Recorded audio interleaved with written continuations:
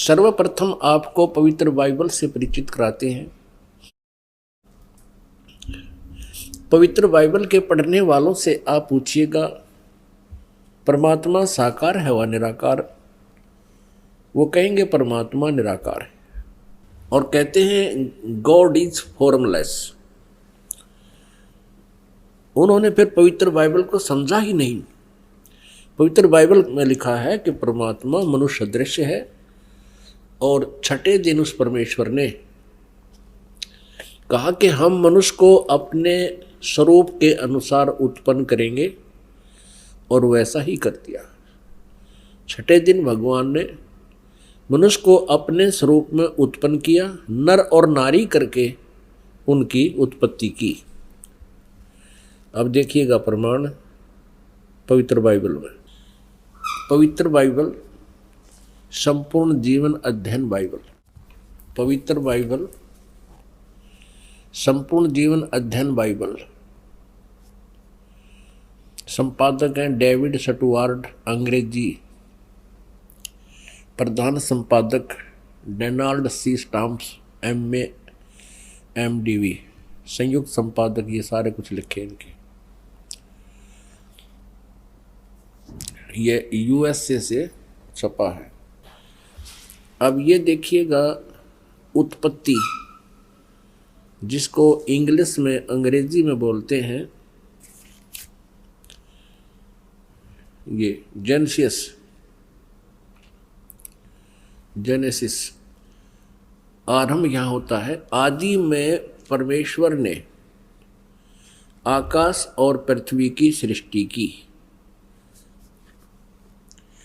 पृथ्वी बेडौल और सुनसान पड़ी थी और गहरे जल के ऊपर अंधियारा था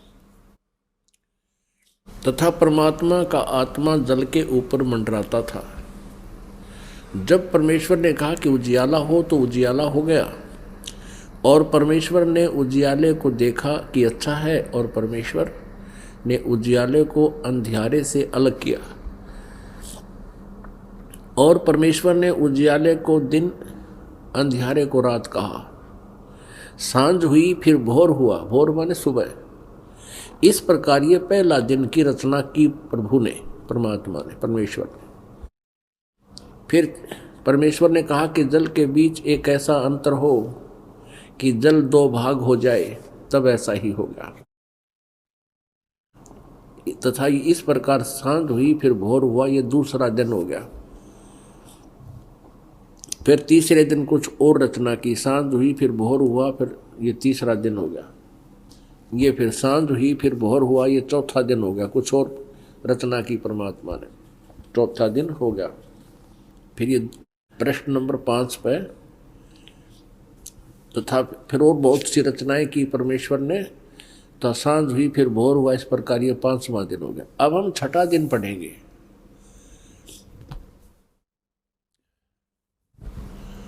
फिर परमेश्वर ने कहा कि हम मनुष्य को अपने स्वरूप के अनुसार अपनी समानता में बनाएं और वे समुद्र की मछलियों और आकाश के पक्षियों और घरेलू पशुओं और सारी पृथ्वी पर और सब रेंगने वाले जंतुओं पर जो पृथ्वी पर रेंगते हैं अधिकार रखें, यानी उनसे बुद्धिमान हो। तब परमेश्वर ने मनुष्य को अपने स्वरूप के अनुसार उत्पन्न किया। अपने ही स्वरूप के अनुसार परमेश्वर ने उसको उत्पन्न किया, नर और नारी करके उसने मनुष्यों की सृष्टि की। पुण्यात्माओं फिर पढ़ लो। तब परमेश्वर ने मनुष्य को अपने स्वरूप के अनुसार उत्पन्न किया। अपने ही स्वरूप के अनुसार परमेश्वर ने उसको उत्पन्न किया, नर और नारी करके मनुष्यों की सृष्टि की। अब पवित्र बाइबल में उत्पत्ति ग्रंथ अध्याय नंबर 1 का श्लोक नंबर 26 है। ये इसमें स्पष्ट कर दिया है कि परमात्मा मनुष्य जैसा है, उसने मनुष्य को अपने जैसा बनाया है, नर और नारी करके उसकी उत्पत्ति की। आगे परमेश्वर ने एक और कमाल किया है कि मनुष्यों के लिए मांस खाने का आदेश उस परम पिता का नहीं है जिसने सब ब्रह्मांडों की रचना की, जो कुल का मालिक है। आगे देखिएगा इसी उत्पत्ति ग्रंथ में ये 26 नंबर हमने पढ़ लिया। 27 नंबर में कि मनुष्य 27, 26 और 27 में यही व्यवस्था बताई है। ये 27 श्लोक में लिखा है कि तब परमेश्वर ने मनुष्य को अपने स्वरूप के अनुसार उत्पन्न किया। अपने स्वरूप के अनुसार परमेश्वर ने उसको उत्पन्न किया और नर और नारी करके मनुष्यों की सृष्टि की।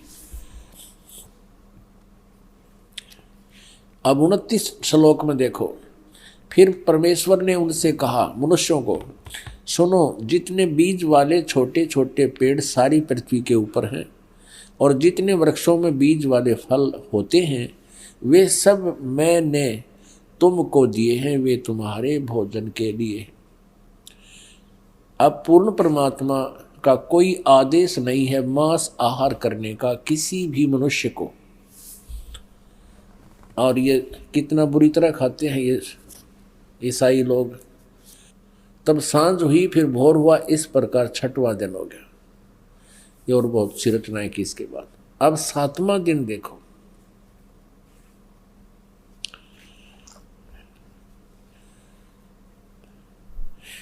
यो आकाश और पृथ्वी और उनकी सारी सेना का बनाना समाप्त हो गया 6ठे दिन। और परमेश्वर ने अपना काम जिसे वह करता था 7वें दिन समाप्त किया और उसने अपने किए हुए सारे काम से 7वें दिन विश्राम किया। और परमेश्वर ने 7वें दिन को आशीष दिया, उसे पवित्र ठहराया, सृष्टि के सारी रचना के काम से विश्राम लिया। अब पवित्र बाइबल से बहुत सी रहस्य जो है सामने आएंगे। इसमें यह भी आपके समक्ष आएगा कि ये तीनों देवता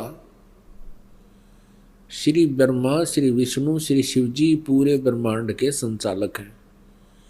और पवित्र ईसाई धर्म के इतिहास में भी उनका जिक्र है, भले ही उनका नाम नहीं है, नाम अन्य वो अपनी भाषा में कुछ भी लिख ले। अपने आत्मा परमात्मा ने आदम और हव्वा की उत्पत्ति की, जैसा पवित्र बाइबल में लिखा है। और फिर मनुष्यों की रचना करके सारे जो कुछ भी यहाँ बनाने थे बना के, चांद सितारे पृथ्वी आदि। तो परमात्मा जो सर्वश्रेष्ठी रचनहार है वो तो विश्राम कर लिया, उसने ऊपर तख्त पर चला गया। उसके पश्चात यहाँ इस काल भगवान ने बागडोर संभाल ली, ब्रह्म ने, जो श्री ब्रह्मा, श्री विष्णु, श्री शिव जी के पिताजी हैं। तो इसमें ये प्रमाण दिखाते हैं कि क्या लिखा है कि आदम और हव्वा, आदम व्यक्ति का नाम है और हव्वा उसकी पत्नी है। उन दोनों को इस काल ने अपने पुत्र ब्रह्मा जी को संभाल दिया। अब आगे दिखाते हैं कि परमात्मा साकार है या निराकार।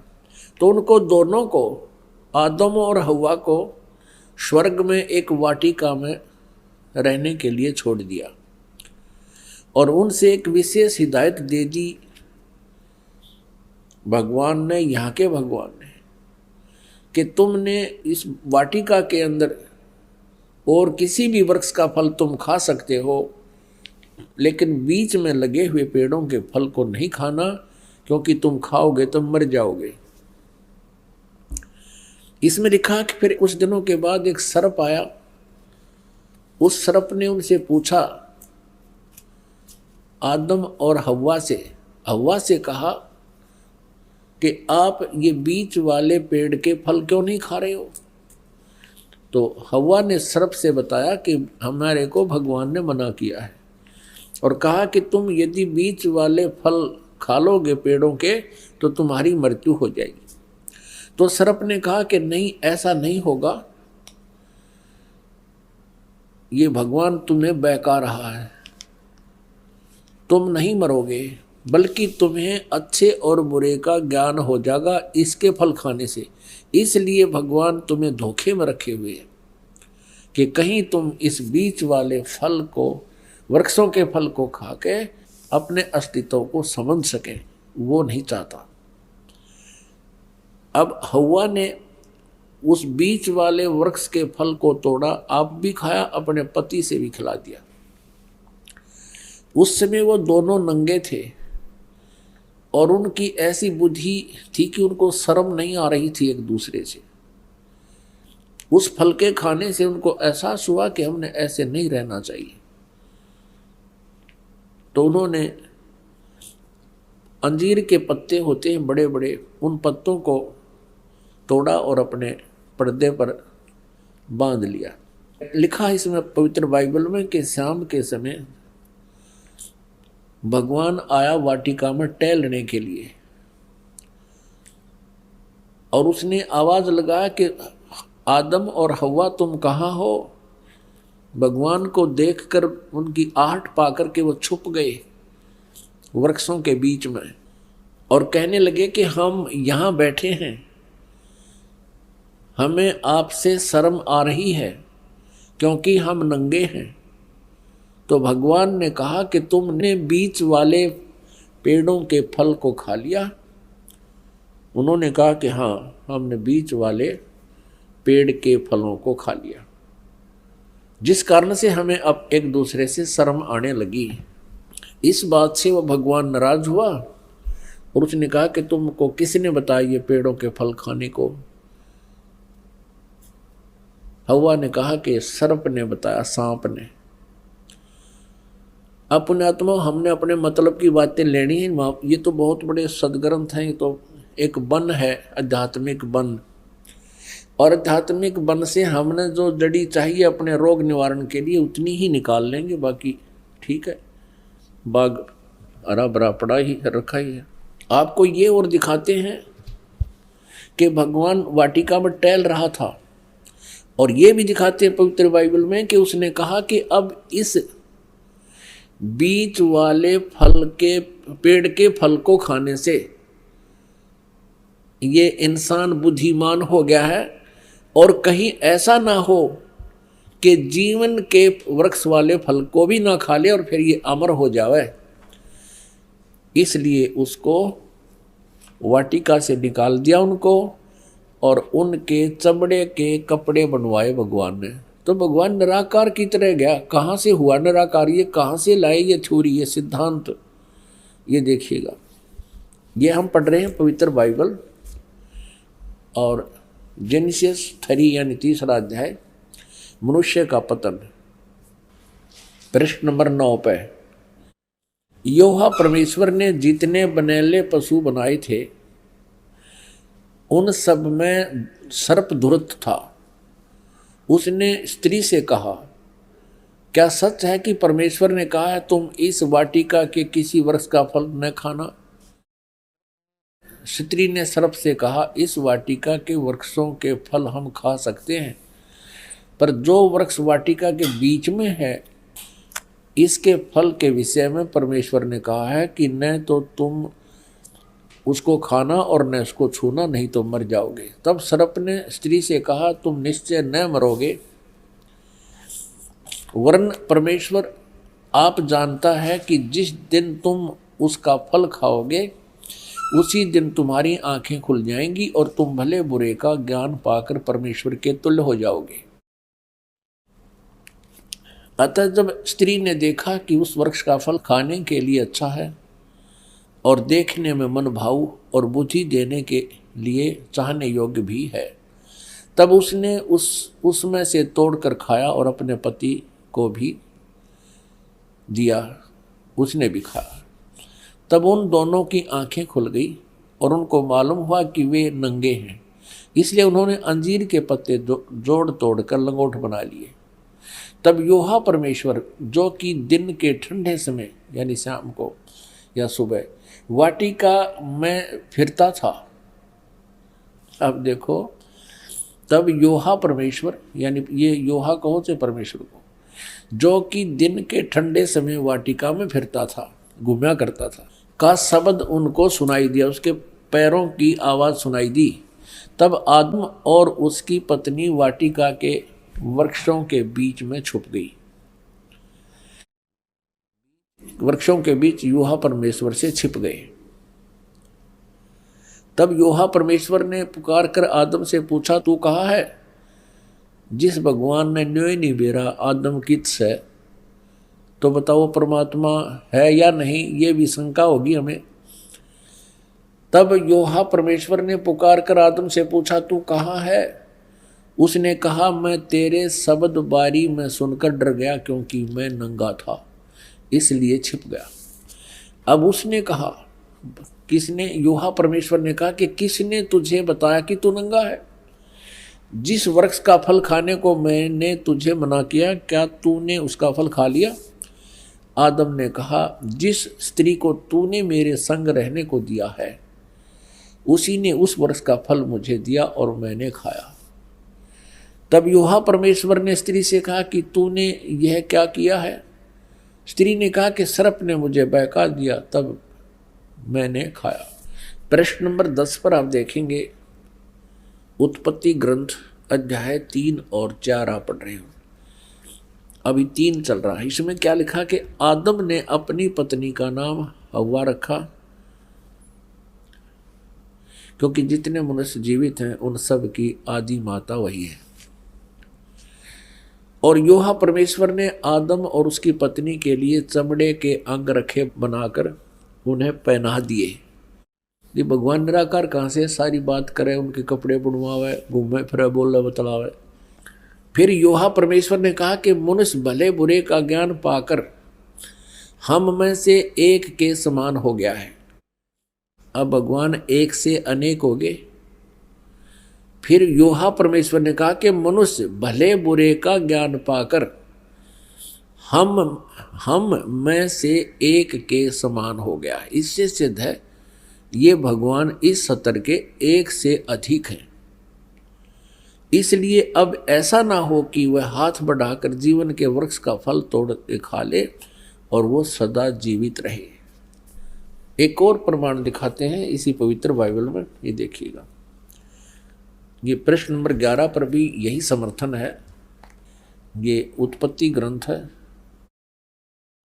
4-5 अध्याय हम चल रहे हैं। अब 5वां अध्याय में भी यही स्पष्ट किया स्टार्ट में, आदम से नूह तक का इसमें जिक्र है, विवरण है। आदम की वंशावली यह है कि जब परमेश्वर ने मनुष्य की सृष्टि की तब अपने ही स्वरूप में उसको बनाया। अब डबल दूसरी बार फिर यहाँ पर प्रमाणित कर दिया कि परमेश्वर ने मनुष्य की सृष्टि की तब अपने ही स्वरूप के में उसको बनाया। उसने नर और नारी करके मनुष्य की सृष्टि की और उन्हें आशीष दी और उनकी सृष्टि के दिन उसका नाम आदम रखा। अब स्पष्ट हो गया, 2 बार फिर कह दिया। अब आगे दिखाते हैं, ये भी दिखाते हैं कि ये 3 हैं जो इनको कंट्रोल करते हैं। किसको? ईसाई धर्म को। ये देखिएगा, वो 3 हैं, 3 का भी प्रमाण आपको देते हैं। ये देखिएगा, ये है 24 पृष्ठ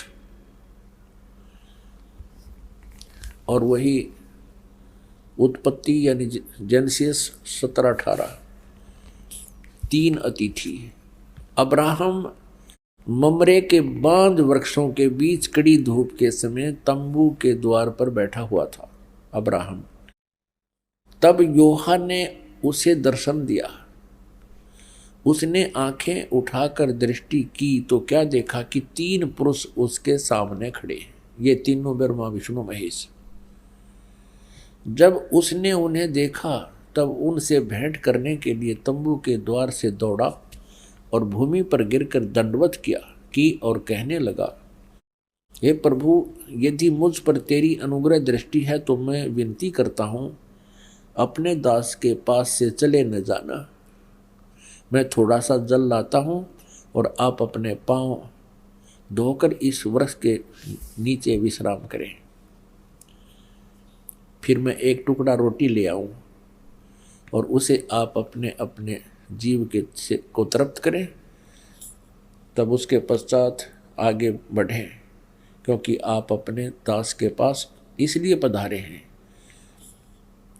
उन्होंने कहा जैसा तू कहता है वैसा कर। अब देखो पुण्यात्मा, इस पवित्र बाइबल ने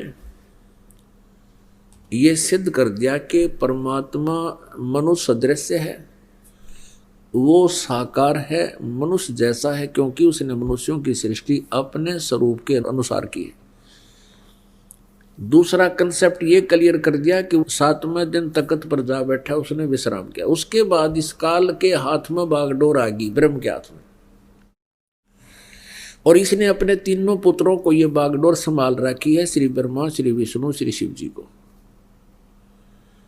आपने ये भी देख लिया कि भगवान किसी दृष्टिकोण से भी निराकार नहीं है, वो साकार है। पूर्ण परमात्मा भी साकार है जिसने सारे ब्रह्मांडों की रचना की, और आगे ये देवता भी साकार है जो वाटिका में घूम रहा है, उनसे बातें कर रहा है, उन आदम और हवा के कपड़े सिलवा रहा है। और फिर अब्राहम नाम के एक महापुरुष हुए हैं इसी ईसाई धर्म में। ईसा जी से पूर्व की बातें हैं, आदम जी के बाद की बातें। तो उसने देखा कि 3 भगवान खड़े सामने, उनको दंडवत प्रणाम किया। तो परमात्मा निराकार कहाँ से रहा, ये कहाँ से लाई ये सिद्धांत? ये था लोकवेद। लोकवेद वो होता है जो दंत कथा होती है, जो सदग्रंथों के विपरीत होता है, उसको लोकवेद कहते हैं।